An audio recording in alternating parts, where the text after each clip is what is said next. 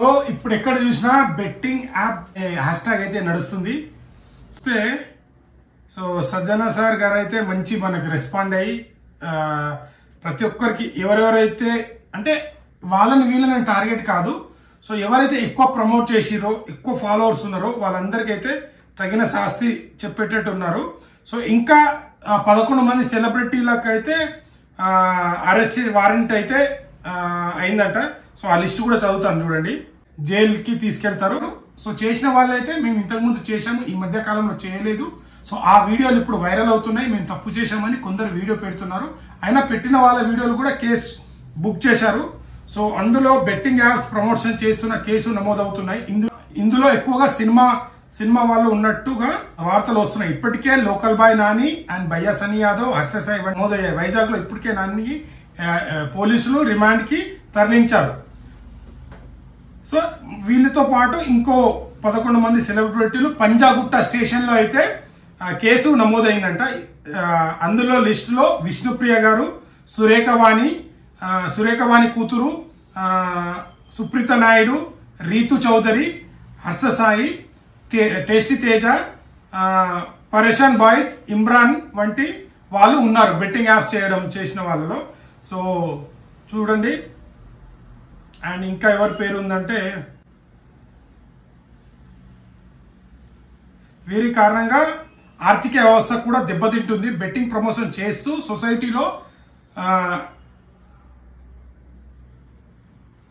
వీళ్ళని ఫాలో అవుతున్న అకౌంట్లు రివర్ట్ చేయాలి ట్విట్టర్తో పేర్కొన్నారు. 11 మంది సెలబ్రిటీలు ఈ విషయం స్పందించి పోలీసు తెలంగాణ ప్రభుత్వం కఠినంగా చర్య తీసుకుంటుంది.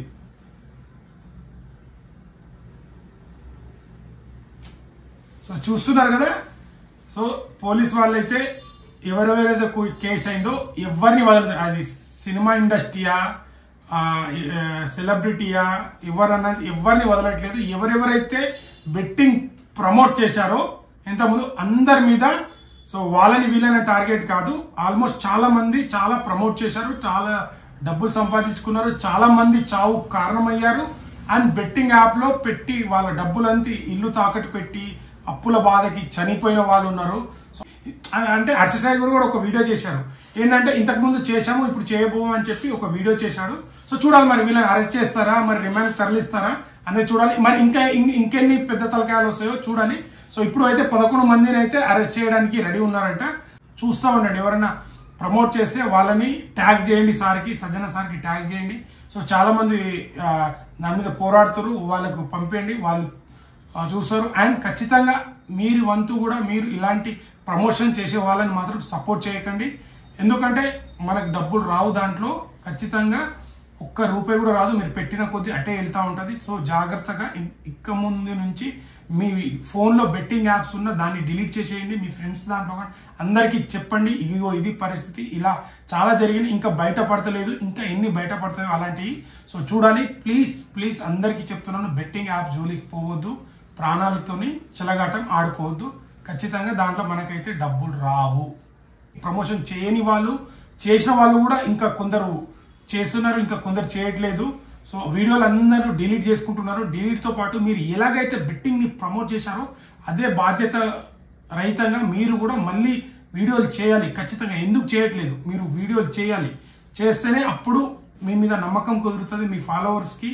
సో ఎస్, ఇంతకుముందు జరిగింది, ఇప్పుడు జరిగిపోయిన దాన్ని మనమైతే ఏం చేయలేము. ఇప్పుడు ముందు జరిగేది చూడాలి. కాబట్టి సో ఖచ్చితంగా మీరు పర్సనల్గా మంచి వీడియో చేసి అవేర్నెస్ వీడియో చేయండి.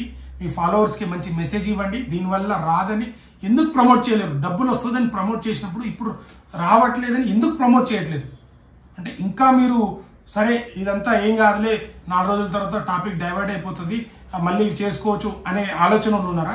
అలాంటి ఆలోచన ఉంటే మానేసేయండి.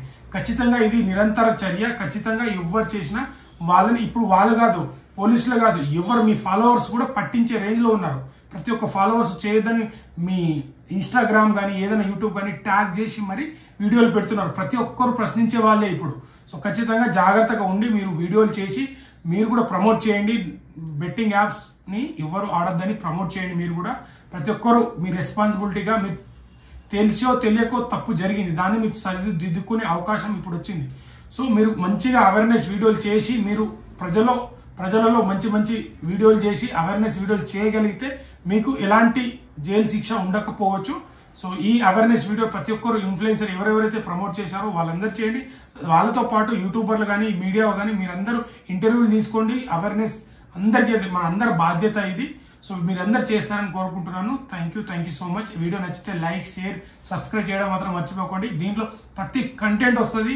సో మీరు సపోర్ట్ చేస్తే ఇంకా మంచి మంచి వీడియోలు చేయడానికి ట్రై చేస్తాను. ఏమైనా తప్పు ఉంటే క్షమించండి. కాకపోతే ఖచ్చితంగా ఒక మంచి కంటెంట్తోనే వస్తాను ఏదైనా.